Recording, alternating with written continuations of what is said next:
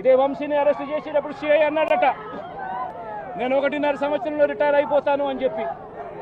Retire అయిపోయినా కూడా, సప్త సముద్రాల అవతల ఉన్నా కూడా మొత్తం అందరినీ కూడా పిలిపిస్తామని చెప్పి కూడా ఈ సందర్భంగా చెప్తా ఉన్నా.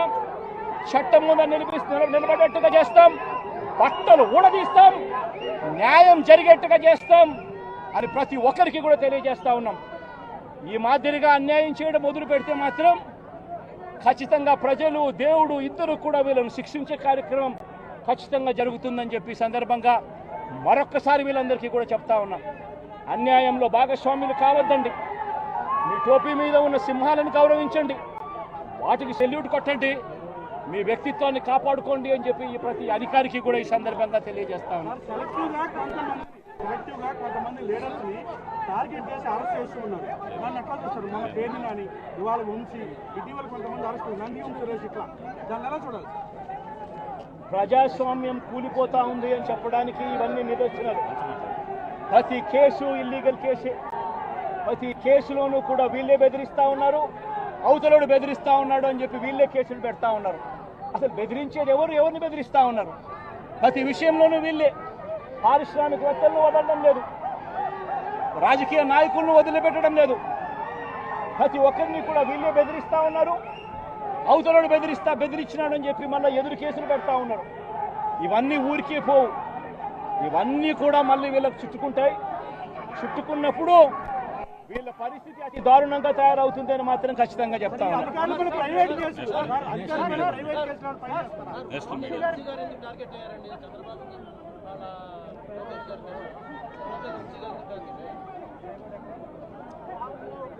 వంశీని ఎందుకు టార్గెట్ చేస్తా ఉన్నారు అనేది చంద్రబాబు నాయుడు గారికి, వంశీని చూస్తే తన సామాజిక వర్గం నుంచి ఒక వ్యక్తి ఎదుగుతున్నాడు, చంద్రబాబు నాయుడు గారి కన్నా గ్లామరస్ గా ఉన్నాడు, లోకేష్ గారి కన్నా గ్లామరస్ గా ఉన్నాడు, ఒక మనిషి ఎదుగుతున్నాడు అని అంటే తట్టుకోలేడు తన సామాజిక వర్గంలోనే. అందుకనే కొడాలని నేను చూసినా ఆ మనిషికి జీర్ణించుకోలేని ఆక్రోశము, వంశీని చూసినా కూడా జీర్ణించుకోలేని ఆక్రోశము. ఎందుకంటే చంద్రబాబు నాయుడు గారి కన్నా చక్కగా ఉంటారు కాబట్టి వీళ్ళిద్దరు. అవినాష్ కూడా పాపం ఎప్పుడో ఒకసారి టార్గెట్ అవుతాడు, ఎందుకంటే లోకేష్ కన్నా చక్కగా ఉన్నాడు కాబట్టి. ఇది చంద్రబాబు నాయుడు గారి మనస్తత్వం. ఆయన కొడుకు ఆ సామాజిక వర్గంలో వాళ్ళు మాత్రమే లీడర్లు. వాళ్ళకి ఎవరైనా పొరపాటున వాళ్ళకు అనుకూలంగా లేకపోతే సామాజిక వర్గం నుంచి వాళ్ళని వెలేయడము. ఇది చంద్రబాబు నాయుడు గారు, రామోజీరావు, ఆంధ్రజ్యోతి రాధాకృష్ణ, TV5 వీళ్ళు ముగ్గురు. నిజంగా ఇది ఒక మాఫియా రాజ్యం. చంద్రబాబు నాయుడు అనే వ్యక్తిని ముఖ్యమంత్రిగా చేయడం కోసం, చంద్రబాబు నాయుడు అనే వ్యక్తికి ఓట్లు వేయించడం కోసం ఒక మాఫియా సామ్రాజ్యం వీళ్ళంతా. ఆ మాఫియా సామ్రాజ్యంలో ఎవరైనా చంద్రబాబు నాయుడు గారికి వ్యతిరేకంగా వాళ్ళ సామాజిక వర్గంలో ఈ అవినాష్ కానీ, నాని కానీ, వంశీ కానీ ఇలాంటి వాళ్ళు ఎవరైనా నిలబడితే, పాప మా శంకర్రావు కానీ, మా బ్రహ్మనాయుడు కానీ ఇటువంటి వాళ్ళు ఎవరైనా నిలబడితే అంతే, వాళ్ళ సామాజిక వర్గంలో తప్పు పుట్టారు, వాళ్ళ అన్యాయస్తులు అని వాళ్ళ మీద తప్పుడు కేసులు పెట్టడం, వాళ్ళ మీద ఇల్లీగల్ అరెస్టులు చేయించడం, వాళ్ళ మీద బురద జల్లడం, వాళ్ళని ట్రోల్ చేయించడము, ఇవన్నీ కూడా చంద్రబాబు నాయుడు గారి నైజం, అండ్ ఆర్డర్లు ఏ స్థాయిలో ఉంది అని చెప్పడానికి ఇది ఒక పెద్ద నిదర్శనం. నిజంగా నేను చెప్తా ఉన్నా, ఒక మనిషి ఏదైనా తప్పు చేస్తే, తప్పు చేసిన ఆ వ్యక్తిని శిక్షిస్తే పోలీసులకు ఎవరికైనా గౌరవం ఉంటుంది. కానీ ఇవాళ జరుగుతూ ఉన్నది, రాష్ట్రంలో ఏం జరుగుతూ ఉంది? నీకు నచ్చని వాడిని దొంగ సాక్ష్యాలు వీళ్ళే క్రియేట్ చేస్తూ ఉన్నారు, దొంగ కేసులు వీళ్ళే పెడతా ఉన్నారు. దొంగ సాక్ష్యాలు, దొంగ కేసులు పెట్టి ఇల్లీగల్గా మనుషులు తీసుకొని వచ్చి అరెస్ట్ చేస్తూ ఉన్నారు. అరెస్టులు చేసి నెలలు జైళ్ళల్లో పెట్టే కార్యక్రమాలు జరుగుతూ ఉంది. నిజంగా డెమోక్రసీ అన్నది ఏ స్థాయిలోకి దిగజారిపోయిందో చెప్పడానికి అందుకే వంశీ కేసు ఒక ఉదాహరణ అని చెప్తా ఉన్నా. ప్రజాస్వామ్యం నిజంగా ఏ స్థాయికి దిగజారిపోయింది అని అంటే, నిన్న కూడా చూసాం పిడుగురాళ్లలో మున్సిపాలిటీకి సంబంధించి అక్కడ జరిగిన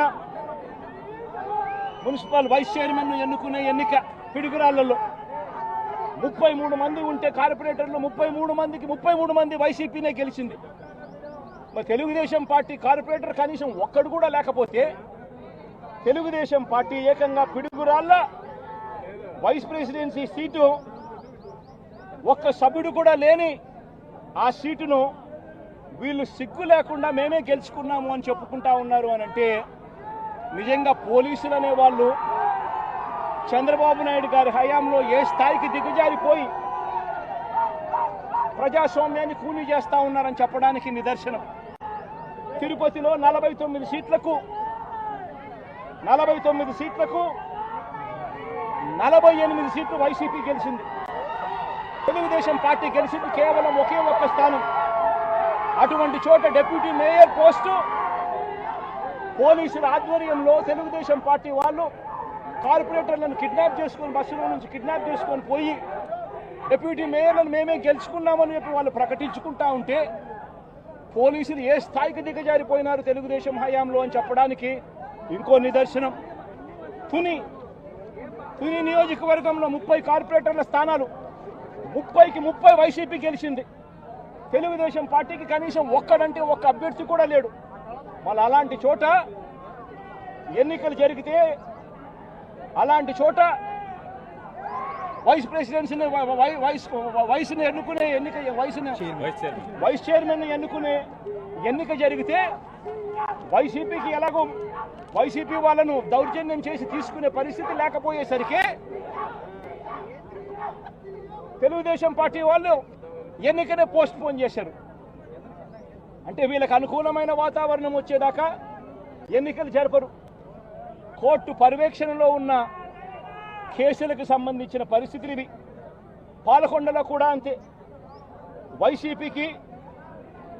వైసీపీకి అందులో 17 ఉంటే తెలుగుదేశం పార్టీకి కేవలం 3. మళ్ళీ అక్కడ వైస్ ప్రెసిడెన్సీ అన్నది వైసీపీకి రావాలన్నా తెలుగుదేశం పార్టీకి రావాలన్నా కానీ వీళ్ళకి అనుకూలత వచ్చేదాకా పోస్ట్పోన్మెంట్లు. ఇలా ప్రతి సందర్భంలోనూ కూడా డెమోక్రసీని కూనీ చేస్తూ ఉన్నారు. పోలీసులను వీళ్ళు ఇష్టానుసారంగా వాడుకుంటా ఉన్నారు. నేను ఇవాళ ఒకటే చెప్తా ఉన్నా, ప్రతి పోలీసు వ్యక్తికి కూడా చెప్తా ఉన్నా, మీ టోపీ మీద ఉన్న 3 సింహాలకు కనిపించే ఆ సింహాలకు సెల్యూట్ కొట్టడం మొదలుపెట్టండి.